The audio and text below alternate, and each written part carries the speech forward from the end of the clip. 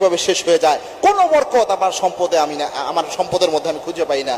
আবার আরেকজন রয়েছে 20,000 টাকা ইনকাম করে, অথচ তার সম্পদের মধ্যে বরকত থাকে। বরকত কিন্তু আল্লাহর দেওয়া দান। আল্লাহ কোনো ব্যক্তির উপর অসন্তুষ্ট থাকলে কোনো কাজের কারণে, তখন আল্লাহ তার ওখান থেকে বরকত উঠায় না। এই জন্য বরকত আল্লাহর কাছে চেয়ে নিতে হয়, আল্লাহর কাছে হালাল রিজিক চাইতে হয়, এমন রিজিক চাইতে হয় যে রিজিকের মধ্যে বরকত রয়েছে। এটা গুরুত্বপূর্ণ বিষয়। এবং হালাল খেতে হয়। হালাল যদি আপনি ভক্ষণ করেন, অবশ্যই আপনার মধ্যে বরকত থাকবে, আপনার রিজিকে বরকত থাকবে এবং আল্লাহ রাব্বুল আলামিনের সাহায্য থাকবে। এবং বেশি বেশি শুকরিয়া আদায় করবেন, তাহলেও বরকত থাকবে। কেননা আল্লাহ রাব্বুল আলামিনের ঘোষণা এটা, সূরা ইব্রাহিমের 7 নম্বর আয়াত, লা ইন শাকারতুম লা আযীদান্নাকুম, লা ইন শাকারতুম লা আযীদান্নাকুম ওয়া লা ইন কাফারতুম ইন্না আযাবি লাশাদীদ। আল্লাহর ঘোষণা হচ্ছে, if you grateful to almighty আল্লাহ সুবহানাহু ওয়া তাআলা, I will increase your all লেভেলিটি।